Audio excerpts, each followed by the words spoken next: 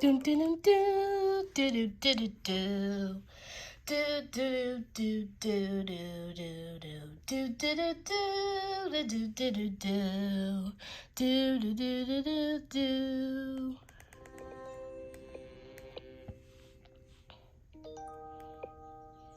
This is a story about George the mean yellow dog.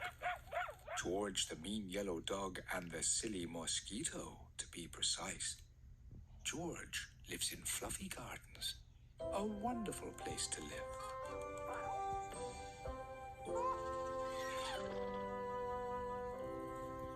Our story begins with an interruption.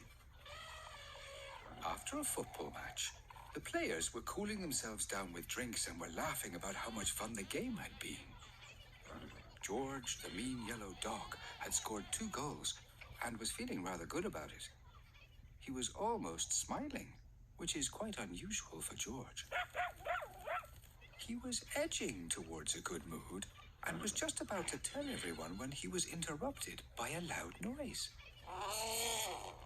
A horn. Lola the mosquito was walking backwards around the pitch, wearing a selection of fine cheeses and blowing into a large French horn. She looked and sounded very silly. Very silly indeed. But Lola the mosquito was having a lot of fun. Everyone laughed and clapped when they saw Lola. Well, not everyone. George hated being interrupted, and he especially hated anything silly. He stormed up to Lola, took away her French horn, and shouted, "I hate that! Stop being so silly! All you are is silly!" Well, now he wasn't anywhere near a good mood. In fact, you could say he was in a foul mood. And you'd be right. Lola looked a little sad and walked off the pitch.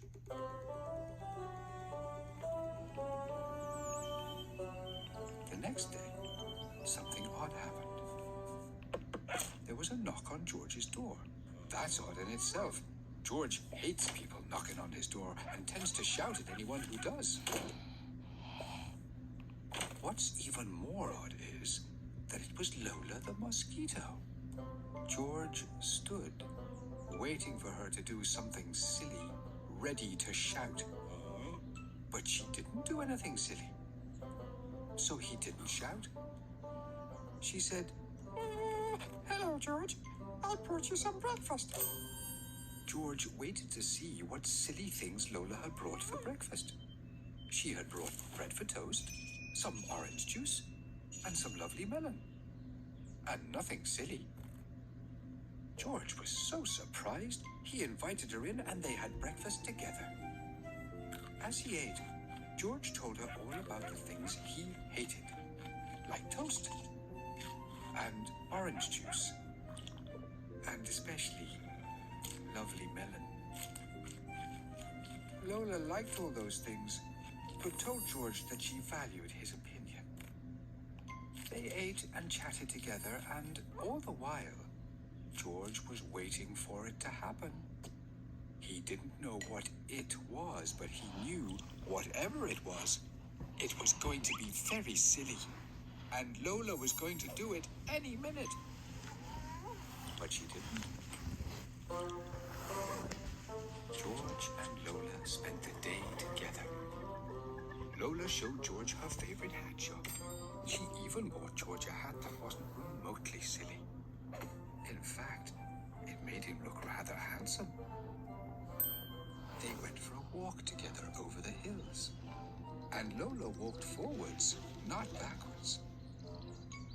George drove her around the town, pointing out everyone he hated. That took 3 hours. Lola, being curious, asked him to point out everyone he didn't hate. And 20 seconds later, they were having lunch at a lovely restaurant.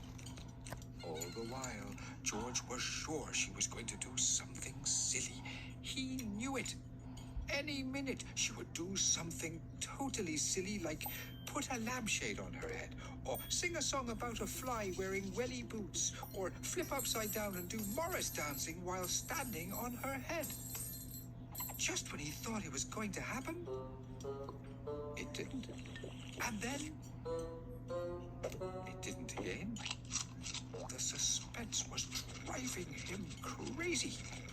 By the end of lunch, George, the mean yellow dog, was a nervous wreck. Lola picked up her napkin. George watched. She patted the sides of her mouth. And that is when he snapped. George jumped off his chair and bounced up and down, shouting, "You're silly! Always silly! So do something silly. Play a flute with your nose. Wrap yourself in orange peel. Dance the cha-cha-cha in sequins and twigs." He was in a terrible fluster. And he looked more than a little silly. He looked sillier than Lola had been all that day. And everyone could see it. Especially George. He took a deep breath, calmed down, and whispered, "Why aren't you being silly?" Lola leaned in and whispered quietly, You said all I am is silly. But I'm much more than that, aren't I? George had no choice but to agree. And as it turns out, he very much enjoyed the rest of the day with Lola. And not just that day. Before long, they were spending a lot of time together. Lola the mosquito became George's very good friend. And that's the silliest thing she has ever done.